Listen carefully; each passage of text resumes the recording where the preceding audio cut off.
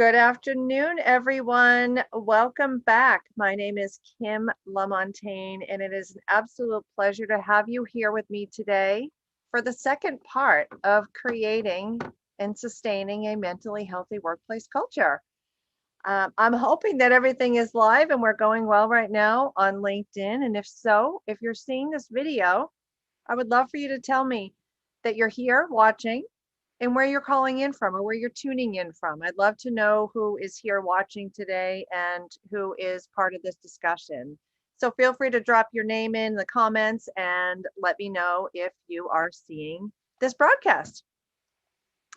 So while I'm waiting for that, I just want to recap the discussion that we had last week. As mentioned, the purpose of doing this live stream is to really bring forward some of the tools and the content that I have created and researched and brought forward in terms of creating and sustaining a mentally healthy workplace culture. I have the lived experience of being a high-performing corporate executive who personally lived behind a mask of high performance for many, many years. And behind that mask of high performance was a person who was living with alcohol use disorder, or a person who had stepped into recovery from alcohol use disorder 11 years ago, but was still afraid to speak openly about it in the workplace. I lived with major depression, anxiety, and persistent suicidal thoughts, even 7 years into my sobriety. And I never said a word to anyone. I am that person with the lived experience, and I'm here today to really bring that lived experience forward, coupled with all of the tools that I have acquired along the way that I'm using now to teach organizational leaders how to create a culture of safety in the workplace that fosters open communication about mental health and well-being without any fear of judgment, retribution, or job loss. Because those were the three main things that kind of forced me to be silent in the workplace. I was afraid if I spoke openly about being judged. I was afraid of losing my seat at the corporate table. I thought my ideas would no longer be valid if I spoke openly about what I was personally going through. I didn't think I would lose my job, but I wasn't sure. So I suffered in silence. I stepped away from the corporate table on April 1 of this year and went full force into speaking, teaching, and training. And it's been the most fulfilling step that I've made in my professional career.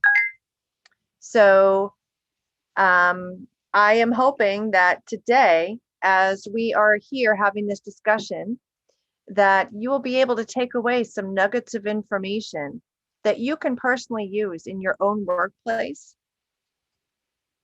to really help create that culture of safety. And I would also love to have conversations with you if you are a leader and you're struggling with this concept and you need help building a mentally healthy workplace culture. So I'm actually going to very, very quickly put up a post in LinkedIn letting people know that I am here for part 2 of creating and sustaining a mentally healthy workplace culture.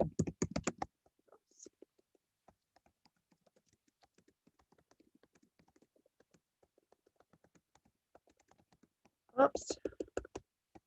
And then what I would love to know is where are you calling in from? Where are you dialing in from? And say hello. I'd love to know who's out there. So once again, to recap a little bit from last week, we discussed pillars number 1 and 2 of my 4 pillars of creating and sustaining a mentally healthy workplace culture. I could have spent the entire hour on just pillar number 1, recognizing the impact of unaddressed mental illness in the workplace.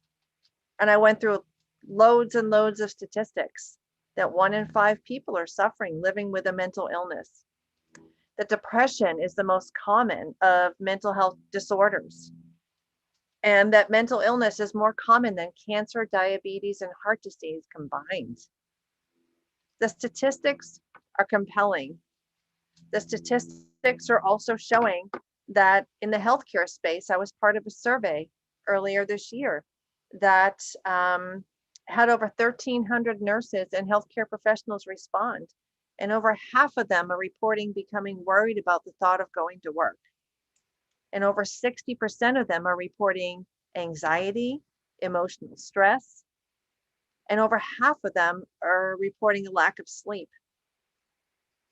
They're also reporting that stigma is very much alive and well in the workplace, and that because of stigma and their fear of speaking openly, that a high percentage of nurses are considering leaving the workforce or changing positions. I talked a little bit about the concept of presenteeism. Presenteeism is the problem of workers being on the job, but because of illness or other medical condition, they're not functioning at their full capacity.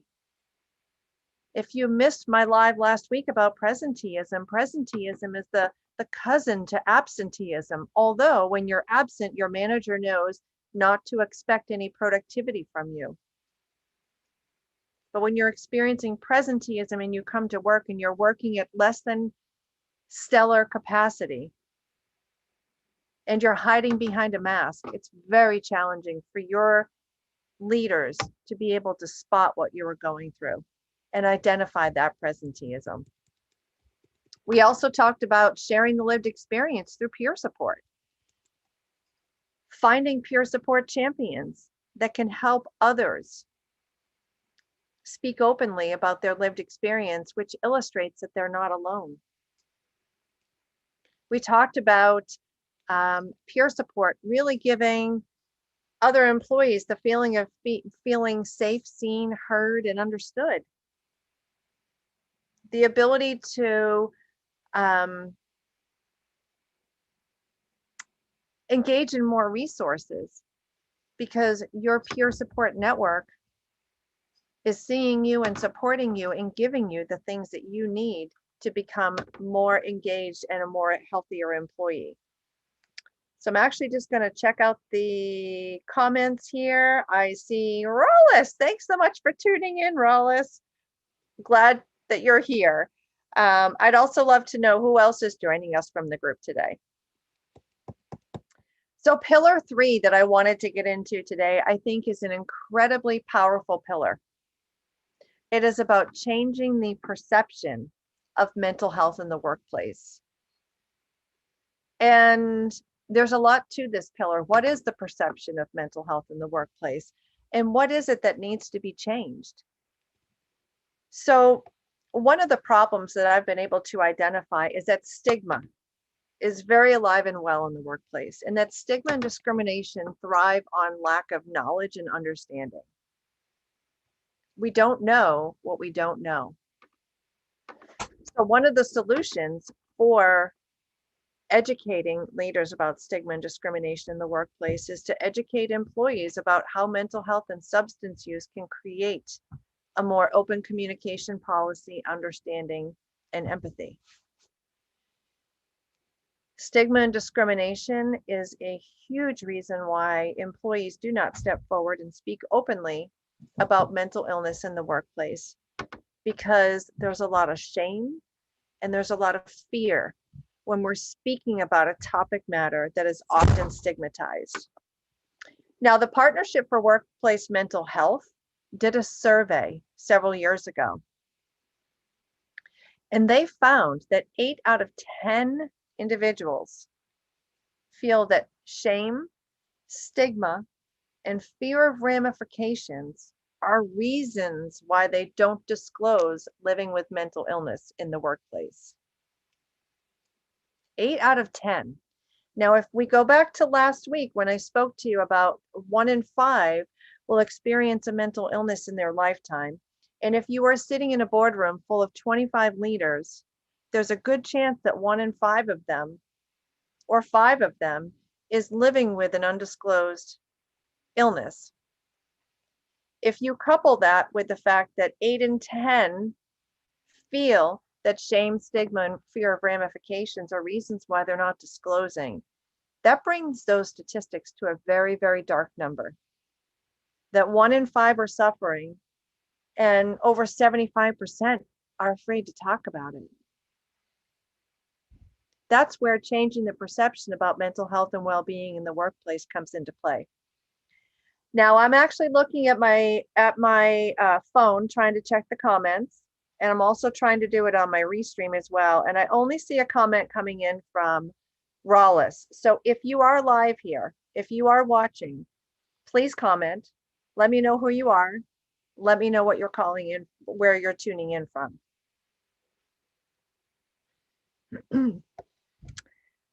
So the next thing that I wanted to talk to you about is to really give you a definition of stigma. So a definition of stigma is pretty powerful. It's a set of negative and often unfair beliefs that a society or a group of people have about one particular thing. Stigma can be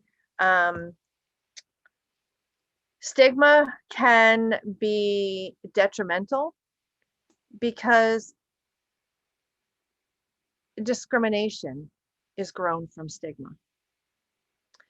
And if one thing becomes stigmatized, it has an opportunity or the propensity to snowball. Hi, Joe. Hi, Patty. Thank you so much for joining today. It's good to see you here. In terms of different types of stigma, there are several different types of stigma that we should be aware of. There is a public stigma, and I'll get into the definition of these. There's a public stigma, a self-stigma, and then there's also something called label avoidance.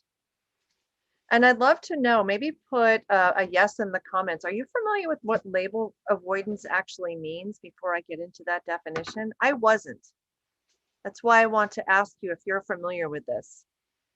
So put a yes in the comments if you're familiar with it, or a no. But before I go look at that comments, I'm going to look at public stigma. Public stigma is somewhat of a generalized endorsement of stereotypes and prejudices that result in discrimination against people who live with mental illness. So that's just a public stigma. Self-stigma, which is what many of us live with, is an internalization of public stigma. So if you are self-stigmatizing, you are internalizing a general endorsement of stereotypes and prejudices that result in discrimination against people living with a mental illness. Self-stigma is internalizing that. Self-stigma is where shame lives. Self-stigma is where fear lives. Self-stigma then leads to label avoidance. And I'm not sure if I'm having a problem with my comments here or what's going on, but I'm not seeing your comments and I apologize. So label avoidance, what is that?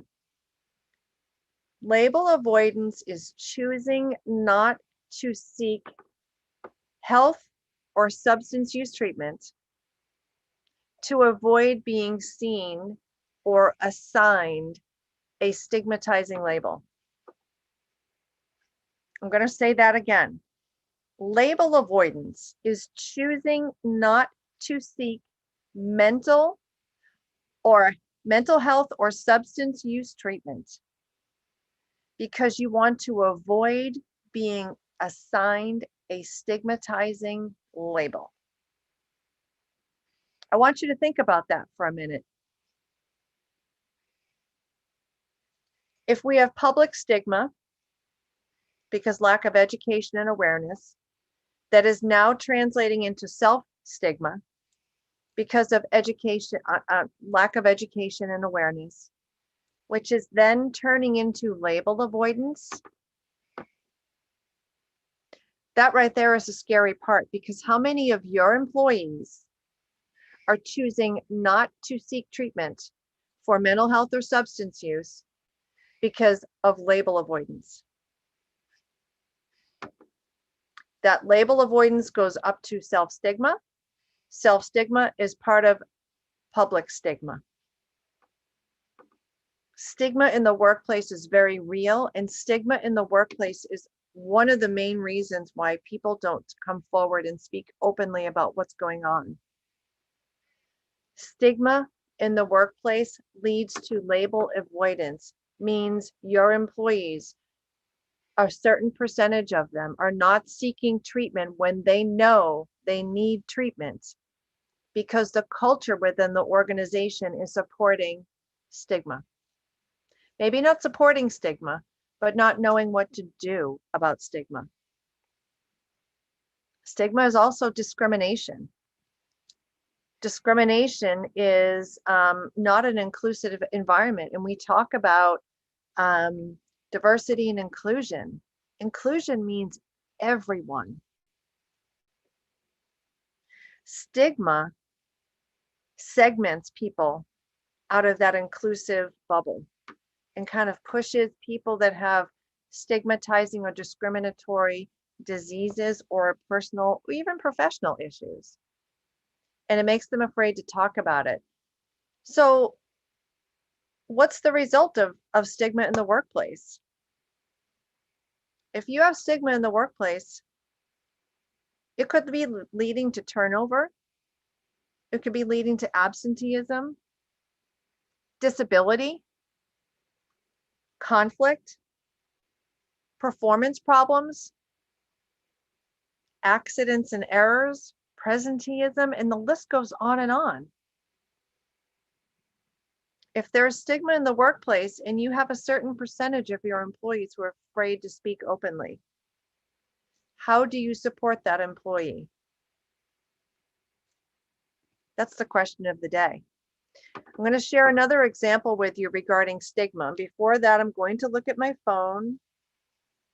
Okay, so Rollis said that he wasn't aware of that term, label avoidance. But yeah, it absolutely does make sense. Okay, so Patty, I see that. No, I think I might know what it means, but never heard the term before, so I might be incorrect. So yeah, label avoidance is a pretty serious thing. And I wasn't aware of that until I was doing my research. But label avoidance is scary. Label avoidance is dangerous. Label avoidance needs to be addressed. So going back into my capstone project, when I did my master's in business, I worked with the National Alliance on Mental Illness, the Massachusetts chapter. They had a grant-funded program called CEOs Against Stigma. That program was a 2-year grant-funded program, and basically it was based on 4 principles. The principles were that the CEO is the most influential person in that organization. The most effective antidote to stigma and discrimination in the workplace is direct in-person contact between employees and peers. The next principle is that employee education about mental illness combined with practical advice about how to break the silence and offer help is absolutely essential when creating a mentally healthy workplace culture. And that the education within an organization must be over years, not weeks, not months. The commitment to building a stigma-free organization must be a commitment, a long-term commitment. What I learned in that CEOs Against Stigma campaign, and what my role was as a graduate student, is part of the CEOs Against Stigma program is that they work with National Alliance on Mental Illness and organizations to be able to bring in speakers such as myself. I am a trained speaker through the National Alliance on Mental Illness to deliver a presentation called In Our Own Voice. I've been trained, and now I train others to share my own personal story using the NAMI format to bring the lived experience to the workplace. and let other people know that they're not alone. And what I did was I actually went through all of the evaluations from all of these on-site workplace presentations that were done by people with a lived experience, like myself. And attendees at these presentations were giving a pre-evaluation and a post-evaluation. What did they know before the presentation and how did they feel after the presentation? And I went through all 1,200 of those evaluations, and I was able to pull out statistics that showed that having the person come in with a lived experience made it easier for employees to be able to recognize that they're not alone. Those presentations made a difference, but there was one thing that came up to me that I thought was very, very important. They did a survey among 800 Massachusetts voters, the National Alliance on Mental Illness did. In that survey, there were hundreds of questions, but there were 3 questions that stuck out. Number 1, is it best to tell your family member about your mental health condition, or should you keep it quiet? Over 90% of people said that they would tell a family member. The second question is it best to tell your friends that you are living with a mental health condition, or should you keep it a secret? And the number dropped to the high 70s. The last question that really stood out to me is it best to tell your coworkers if you are living with a mental illness, or is it best to keep it a secret? 27% felt comfortable and safe enough to tell a coworker that they were having a problem. 27%. That right there is stigma, public stigma, and label avoidance in full force right there. There's also a mixture of presenteeism in there. There's a lot of absenteeism. There is poor interactions between employees in that 27%. That 7% of people who feel that it's okay to speak openly in the workplace and tell a colleague about mental health and well-being and what's going on with them, that 27% of people are incredibly brave, bold, and courageous. But it doesn't mean that the remaining are not. It just means that they don't feel safe enough right now to speak openly in the workplace about what's going on. So why do we want to address stigma? So, there's 5 compelling reasons that I have found to address stigma in the workplace.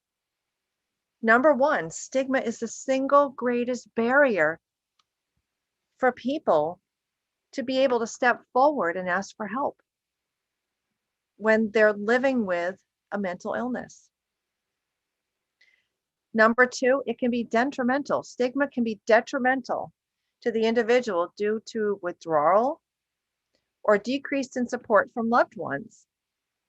Many people don't understand mental illness. They don't understand the person inside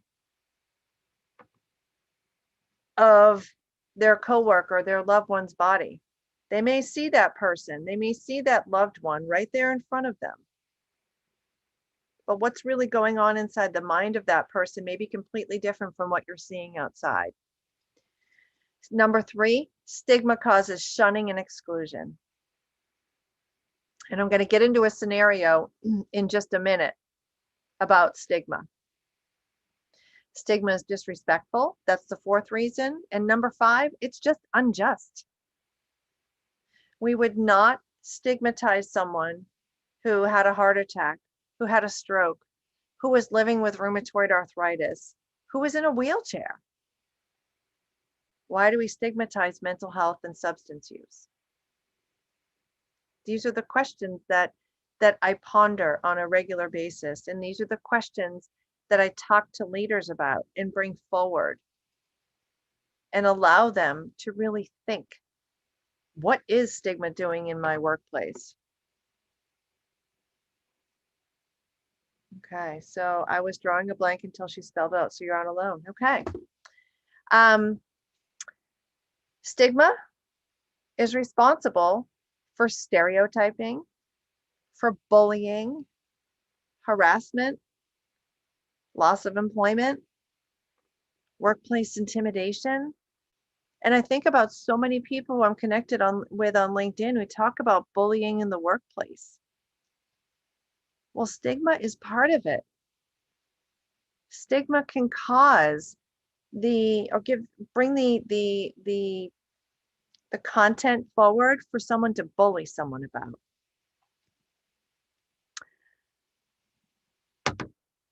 Some of the things that stigma does that needs to be addressed is, number one, it drastically reduces the ability, the strength that someone has to come forward and ask for help. So consequently, they don't disclose that they have a problem. That leads into lack of disclosure, which limits the employer's ability to accommodate the worker. Whether it's you yourself who personally feels like you need to come forward, by you not saying anything, it does not give your leader the opportunity to help you and accommodate you. Same thing for you, the people who are working for you. If you're in a leadership role, if your employees are not able, they don't feel safe enough coming to you to disclose that they're living with mental illness or substance use, you're not able to step in and say, let me help you.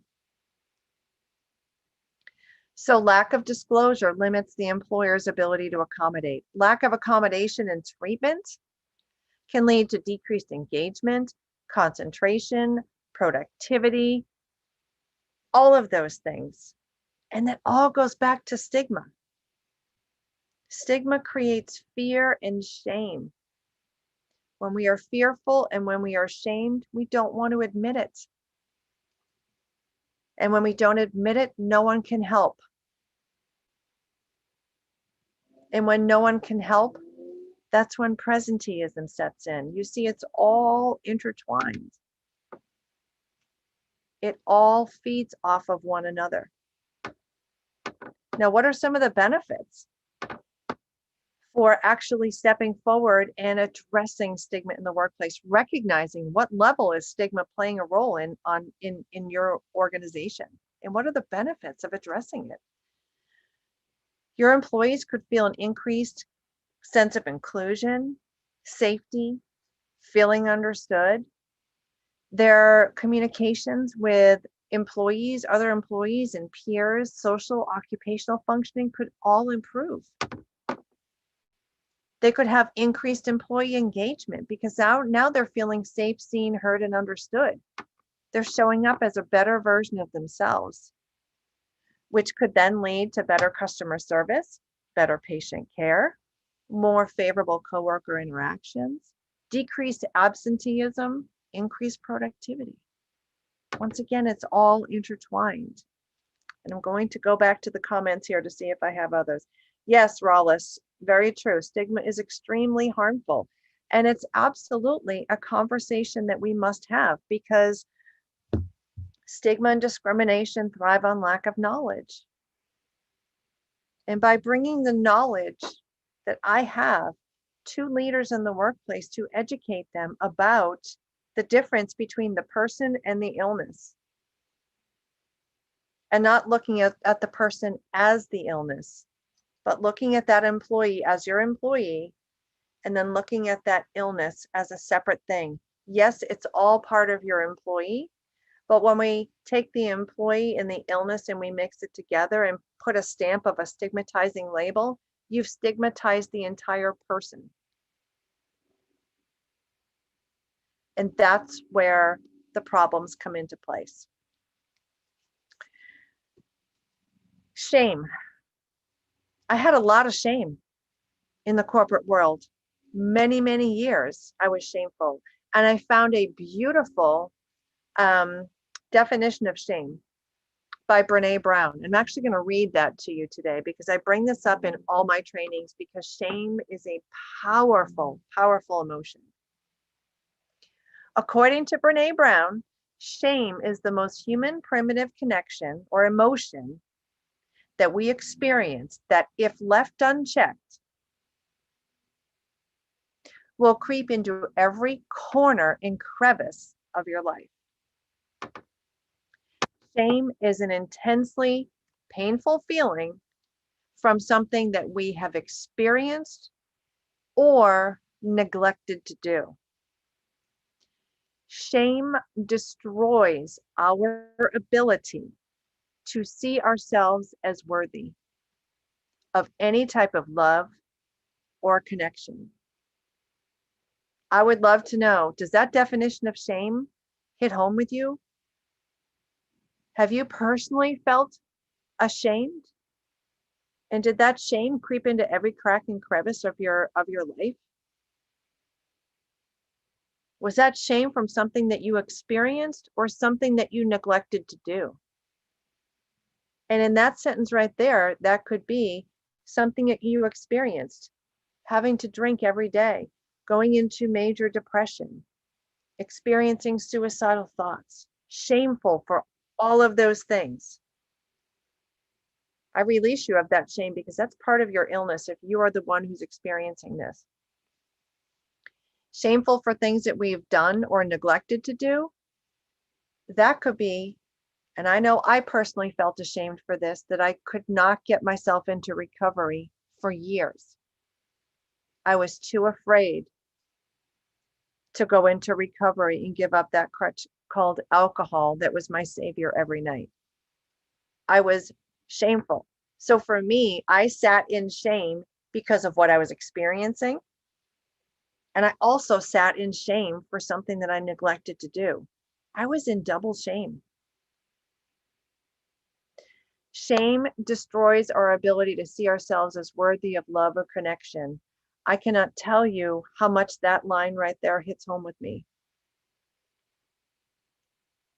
Whether you want to apply this in the workplace or at home, when we are ashamed, when we feel shame, when we feel unsafe, unseen, and misunderstood, we feel unlovable. When we feel unlovable, we feel unworthy. When we feel unworthy, it just keeps snowballing. So I'd love to know. And again, I'm going to try and take a peek at the comments here. In terms of, how does that definition of shame resonate with you? Does it? Just Google Brene Brown, shame. I have that definition on my phone at all times, so I can pull it up at any time. It's powerful. The other thing that's powerful that I wanted to talk with you about today is the power of language when changing the perception of mental illness in the workplace. Words matter. Language matters. What I teach in my training is the power of language, especially in the workplace. There's many words that I have personally removed from my vocabulary and replaced them with a new sense of person-centered, positive, focused language. The words that I let go of, that I no longer use, are alcoholic, junkie, druggie, crazy, schizophrenic, going postal. All of those words are very stigmatizing. And all of those words, when used towards a specific person, all become targets on their back. They're almost like bullet holes or bullet wounds. So I said I no longer use the word alcoholic. I don't call myself an alcoholic anymore. I call myself a person who lives successfully with alcohol use disorder. I call myself a person who lives successfully with suicidal thoughts, which are now at bay. If I was living with schizophrenia, I would not call myself a schizophrenic. I would call myself a person who lives with schizophrenia. If you live with heart disease, you don't call yourself heart disease. You don't say, hi, I'm a heart attack. Hi, I'm heart disease. Hi, I'm high blood pressure. You say, yeah, I'm a person and I live with heart disease, but it's very well managed. Or I have high blood pressure and I'm on medication for that and it's very well managed. Person-focused, person-centered language is incredibly, incredibly important when we are talking about building and sustaining a mentally healthy workplace culture. And being able to change the perception, because words empower, disempower, humanize, objectify, they can wound, deflate, motivate, or unite. Words matter. Again, I no longer use the words addict, nuts, junkie, and I replace that with person living with mental illness, person in recovery, survivor. If someone goes into the hospital, into a behavioral health unit, I say, great job. I don't judge because I know how much it took for that individual to be able to say, I need help and walk through those doors. So creating safety in your workplace, how do you do this? There's many pieces of safety in the workplace that an employee must feel to be able to feel comfortable being vulnerable, open, and transparent.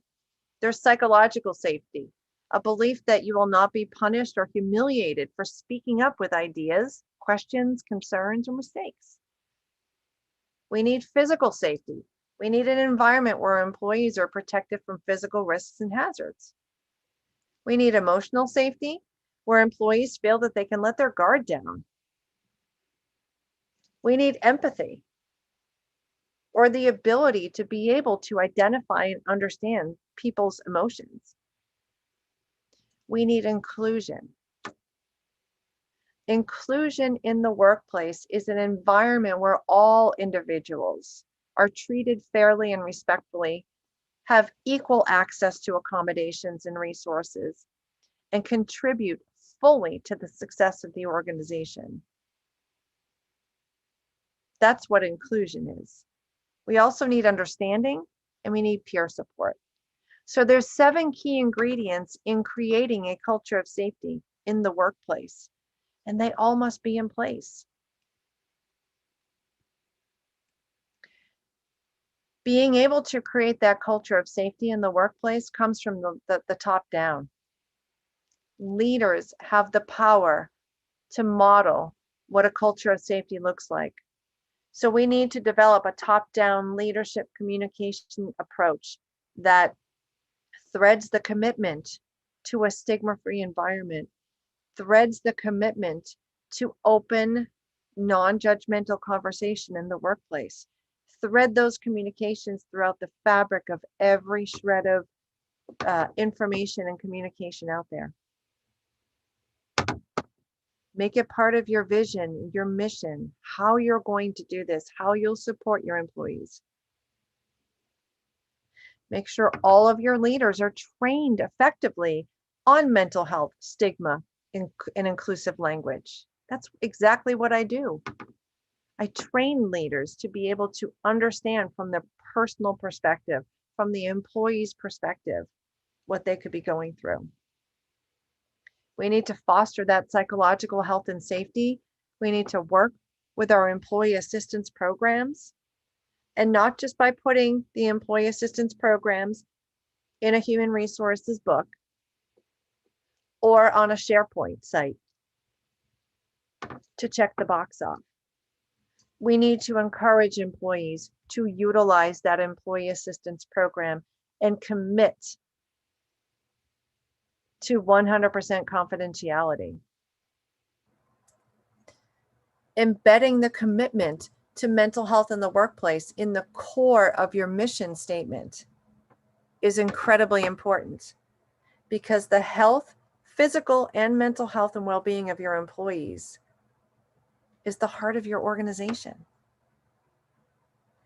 Let your commitment to those employees be the heart of your mission. Include that organizational commitment in every single shred of communication that's out there, and identify some internal champions. some internal champions who are brave enough to come forward and say, I've suffered too, and I want to help others. The day that I stood up in front of my 35, 40 coworkers and spoke my truth was the day that 7 of my own coworkers came forward and said, wow, Kim, thank you for being so honest about your struggles with mental illness and with substance use. You just gave me permission to say I'm not okay, because if you, as the high performer, as the leader, as the trailblazer, can have a problem, you just gave me permission to say I have a problem too. Peer support cannot be underestimated. It is a powerful, powerful tool. And then also as a leader, you need to build awareness of all of these resources and bring them to the forefront and put them in employee communications each and every week, each and every day, and have that commitment be out there on a regular basis. Now, this isn't something that's going to be a one and done. This is, let's implement, let's review, let's look at the results, and then let's improve. But first, you need to identify the impact of unaddressed mental illness, recognize that sharing that lived experience can make a difference, recognize that changing the perception, the words that we use. If you are standing around a water cooler in a non-COVID office, you're actually in an office with people and they're talking about your colleague who just admitted himself to the behavioral health unit. And everyone at that water cooler was making fun of that person and using derogatory, stigmatizing, discriminatory language.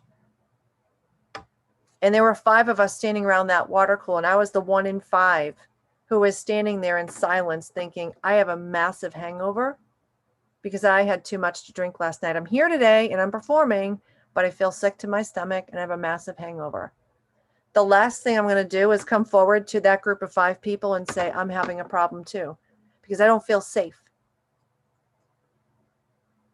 But if I was in that same conversation and I was with a group of employees who had just gone through, say, my training, and they were congratulating that employee for taking the step, making the commitment to move forward, get into treatment, and get better, I would feel so much safer speaking openly. So I know that we are coming up on time here, and I want to stay on time here.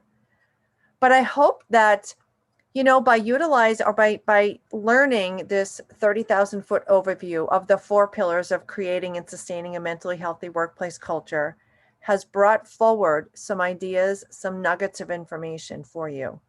I'm going to put a link in the comments to my website where you can download some downloadable resources on the signs and symptoms, common problems and solutions. Words matter, language matters. I have some downloadable things. Feel free to download, print, post, and share. You are also welcome to reach out to me. I would absolutely be delighted to have a conversation with you to learn what you're struggling with, what you're doing well in your organization, and how I can help amplify and augment what you're doing. But I hope that you have found that these 2 LinkedIn Lives have given you some really great nuggets of information and illustrated that we must, as leaders, step forward, step out of our comfort zone, speak openly, or create an environment where we can all speak openly about mental health without any fear of judgment. Because the workplace right now is a totally different workplace than it was just 1 year ago. And it's stressful, and people are suffering, and people are speaking openly, but there's many of them who are not. It is our job as leaders to be able to create that culture of safety where our own employees can come forward and say, thank you for creating that culture of safety for me. I'm going to step forward and be honest with you. And you as the leader can say, oh my goodness, thank you so much for stepping forward. I see you. I support you. I don't fully understand what you're going through, but I recognize it. And this is what I can do to accommodate you. That right there is music to an employee's ears who is really struggling. So once again, I know that we are at time. I got a few of your comments in. I'm going to have to do better at getting these comments in live. But reach out to me. I would love to have a conversation. And I hope that this has been helpful for you. I'm hoping in the new year to be able to continue with LinkedIn Lives, provide content that can be helpful for you, that can be supportive for you, and that can ultimately turn your own organizational culture into a safe workplace culture. So with that, I thank you all for tuning in, and I wish you all a fantastic day. And I look forward to hearing from you, connecting with me on LinkedIn. I'm also on Facebook as well. I have a business page there as well, and I would love to see you over there. Stay well, everyone. Thank you.